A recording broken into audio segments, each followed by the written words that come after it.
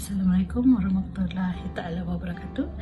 Nama saya Dana Syakira binti Muhammad Siddiq dengan nombor matrik 901111125614 di bawah program Sarjana Muda Perakaunan dengan Kepujian OUM Kota Kinabalu.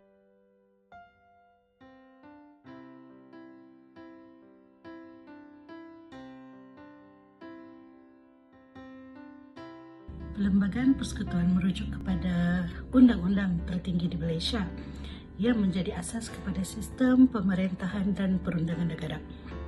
Ia menggariskan hak asasi rakyat, pembahagian kuasa antara kerajaan persekutuan dan negeri serta prinsip-prinsip asas yang mentadbir Malaysia sebagai sebuah negara yang berdaulat. Perlembagaan ini merangkumi pelbagai perkara termasuklah hak asasi seperti kebebasan diri dalam perkara 5, kesamarataan dalam perkara 8 dan kebebasan bersuara dalam perkara 10 dan lain-lain. Bagi hak asasi manusia, ia dapat dirujuk dalam perkara 5 hingga 13. Selain itu, perlembagaan ini juga merangkumi pembahagian kuasa, kewarganegaraan dan peranan-peranan Raja Melayu. Perlembagaan persekutuan ini mula berkuat kuasa pada 31 Ogos 1957 dengan beberapa pindaan dibuat dari semasa ke semasa bagi menyesuaikan dengan perkembangan negara.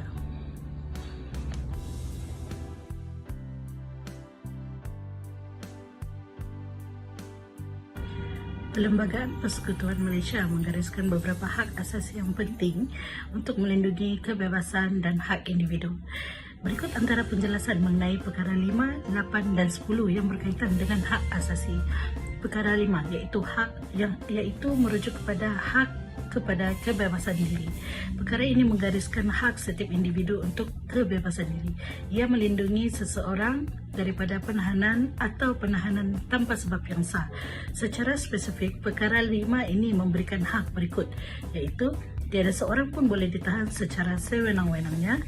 Seseorang yang ditahan mesti dibawa ke hadapan hakim dalam tempoh 24 jam. Seseorang yang ditahan berhak untuk mengemukakan alasan terhadap penahanannya. Ia juga melindungi hak terhadap hukuman yang tidak wajar dan tidak boleh ada sebarang penyiksaan atau perhambaan.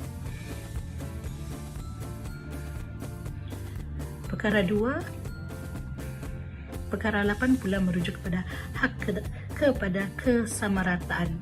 Perkara ini memastikan bahawa semua orang mempunyai hak untuk dilayan secara sama rata di sisi undang-undang tanpa diskriminasi.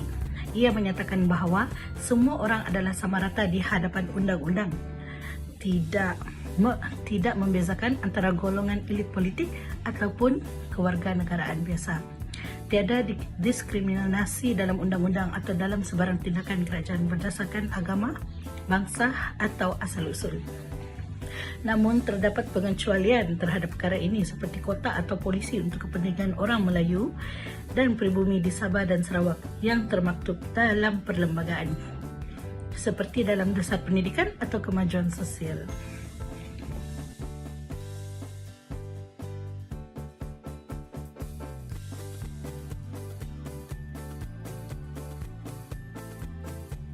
Perkara 10 pula merujuk kepada kebebasan bersuara, berkumpul dan berpersatuan.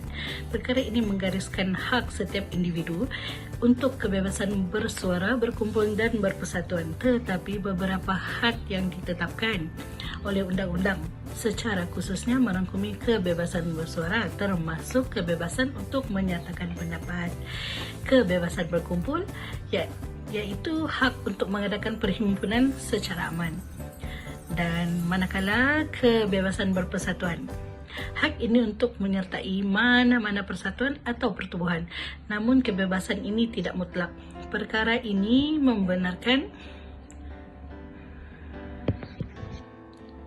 pembatasan terhadap kebebasan bersuara, berkumpul atau berpersatuan sekiranya perlu untuk keselamatan negara, ketenteraman awam, moraliti iaitu akhlak dan keamanan. Jadi walaupun hak asasi ini dijamin, kebebasan-kebebasan tersebut boleh dibataskan apabila ia bertentangan dengan kepentingan negara atau kesejahteraan awam. Ketiga-tiga perkara ini sangat penting kerana ia memberikan perlindungan asas kepada rakyat Malaysia dalam kehidupan seharian mereka dan memastikan kebebasan serta hak mereka dihormati oleh undang-undang negara.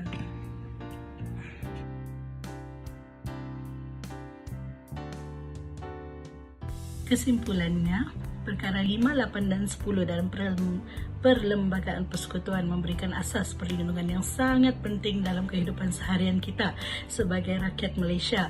Ia memastikan bahawa hak kebebasan diri merujuk kepada perkara 5 melindungi individu daripada penahanan atau sebarang tindakan tidak sah oleh pihak berkuasa.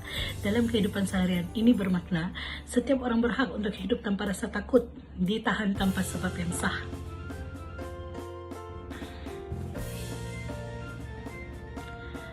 Manakala merujuk kepada perkara 8, hak kesemarataan memastikan bahawa setiap individu dilayan dengan adil dan saksama tanpa diskriminasi berdasarkan agama, bangsa maupun asal-usul. Dalam kehidupan ini bermakna semua orang berhak mendapat peluang yang sama di tempat kerja maupun dari segi pendidikan dan dalam urusan sosial tanpa mengira latar belakang mereka. Manakala dalam perkara 10 iaitu hak kebebasan bersuara dan berpersatuan memberikan individu hak untuk membukakan pendapat, menyertai perhimpunan aman dan menyertai persatuan tanpa rasa takut akan dikenakan tindakan tanpa sebab yang jelas. Namun kebebasan ini dihadkan oleh undang-undang untuk menjaga keselamatan dan ketenteraman awam. Secara keseluruhannya, hak-hak ini membentuk asas kepada kebebasan dan keadilan dalam masyarakat Malaysia, memberikan perlindungan undang-undang kepada individu dan memastikan rakyat boleh menjalani kehidupan dengan rasa aman, adil dan dihormati. Sekian dari saya. Assalamualaikum warahmatullahi taala wabarakatuh. Terima kasih.